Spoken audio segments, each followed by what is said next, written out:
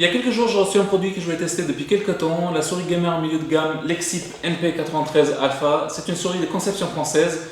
La particularité de celle-ci, c'est qu'elle dispose d'un joystick multidirectionnel du côté gauche de la souris. On verra si ce joystick-là, ça nous donne un avantage pendant les jeux ou pendant les utilisations dans les applications différentes. La réponse pendant le test, c'est parti.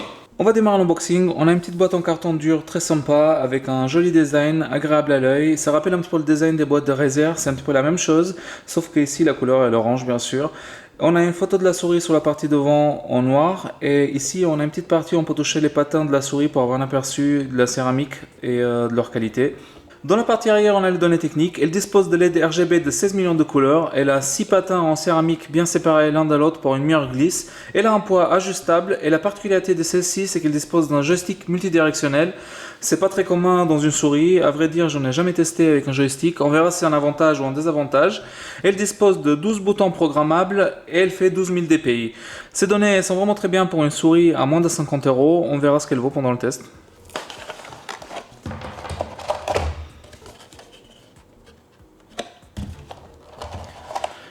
Très joli emballage. Elle est protégée par un plastique dur. Ici, on a les deux petits poids réglables de 3,6 grammes et l'autre de 18 grammes.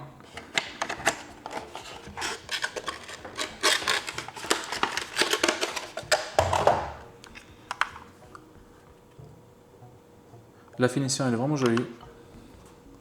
La souris en elle-même, elle n'est pas ultra légère. Elle a un petit peu de poids quand même, sans rajouter aussi le poids à l'intérieur.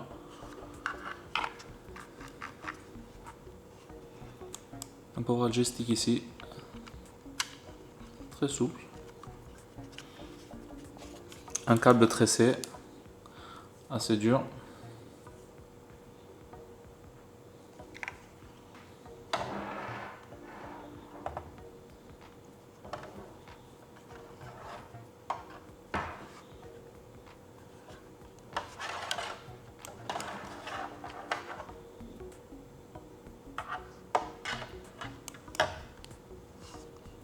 On a aussi une notice d'utilisateur.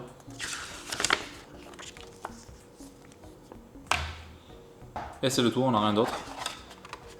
J'ai la souris entre les mains. La première chose qui me vient à l'esprit, c'est la qualité de fabrication. Les plastiques ils sont de très bonne qualité. Il n'y a pas de jeu à droite ou à gauche. Le revêtement il est un petit peu lisse. La maille glisse dessus. Et ça, c'est un petit peu dommage. On n'a pas d'accroche particulière.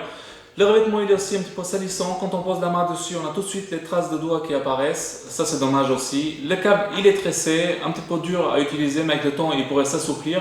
Et la souris elle est assez lourde sans les poids additionnels. Donc je pense pas qu'il faut les rajouter, à part si c'est pour faire de la musculation. Mais sinon la souris elle est parfaite comme ça.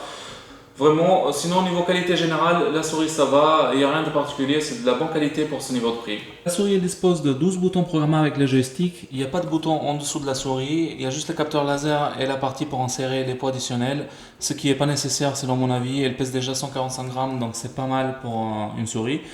Les clics ils sont assez agréables à l'oreille, ça sonne comme des clics haut de gamme, mais par contre j'ai des petits problèmes avec cette souris là, ma main elle est assez grande, j'ai du mal à attraper la molette elle force aussi et je trouve qu'elle est mal positionnée et surtout les deux boutons qui se situent au-dessus du joystick ils sont vraiment très désagréables à utiliser donc j'utilise pas du tout pendant les jeux ou les applications, j'utilise que le joystick que lui au contraire il est très agréable à utiliser.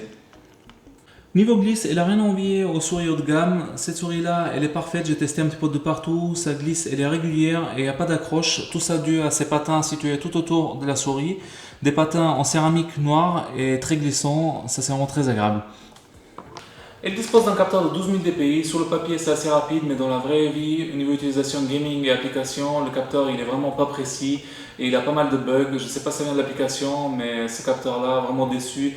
Après je m'attendais pas à des merveilles niveau prix mais par contre j'aurais préféré quand même un capteur comme dans la Rival 3, un petit peu plus précis que celui-ci, donc un mauvais point pour le capteur. On va parler maintenant de l'atout principal de la souris, c'est son joystick, un joystick petit et maniable. La prise en main était quasi instantanée, j'étais assez surpris comme si j'avais utilisé une souris avec un joystick toute ma vie. Le joystick il est complètement personnalisable par le biais de l'application, vous pouvez cliquer dessus, il y a un clic, mais par contre ce clic là il n'est pas pris en charge, ça sert à rien, juste à cliquer dessus.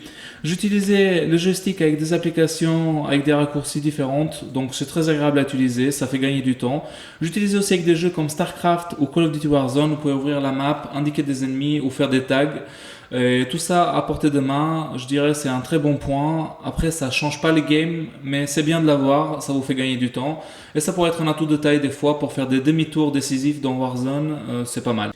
À l'intérieur de la boîte, on a deux poids additionnels, un de 18 grammes et un autre de 3,6 grammes. Pour les insérer, on retourne la souris, on glisse le poids à l'intérieur et on tourne vers la droite. Et comme ça, il est sécurisé, il ne tombera pas. Pour l'enlever, pareil, vous tournez vers la gauche et on sort directement.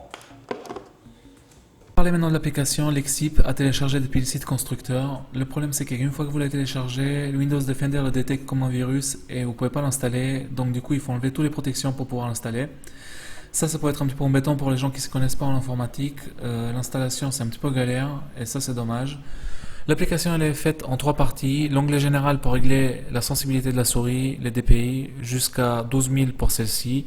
L'onglet options pour régler tout ce qui est paramètres des touches et du joystick. Il faut savoir, la souris elle dispose pas de mémoire interne pour enregistrer les profils, ça c'est dommage. Et l'onglet éclairage pour régler les lumières RGB. Vous pouvez mettre une seule lumière pour le logo et pour la partie en bas de la souris, vous n'avez pas le choix. Elle dispose de LED RGB de 16 millions de couleurs, pas personnalisable à 100% comme dans les souris haut de gamme, ça c'est dommage. Les LED ils font le tour de la souris, il y a le logo qui s'allume et le bouton de profil, c'est assez minimaliste. Mais il faut pas plus je trouve, c'est assez classe quand même, moi j'aime bien. On arrive à la fin de la vidéo, c'est une souris de très bonne qualité avec une super glisse, des patins vraiment extra en céramique. Le joystick aussi il est très bien, il vous donne pas mal de raccourcis niveau application et jeu, mais par contre le mauvais point c'est son capteur qui est vraiment très imprécis. On se retrouve ici avec un produit pas fini et ça c'est vraiment dommage, surtout qu'il a le mérite d'être de conception française. Si vous aimez la vidéo n'hésitez pas à liker et vous abonner à la chaîne et à très bientôt pour de nouvelles vidéos sur Tech.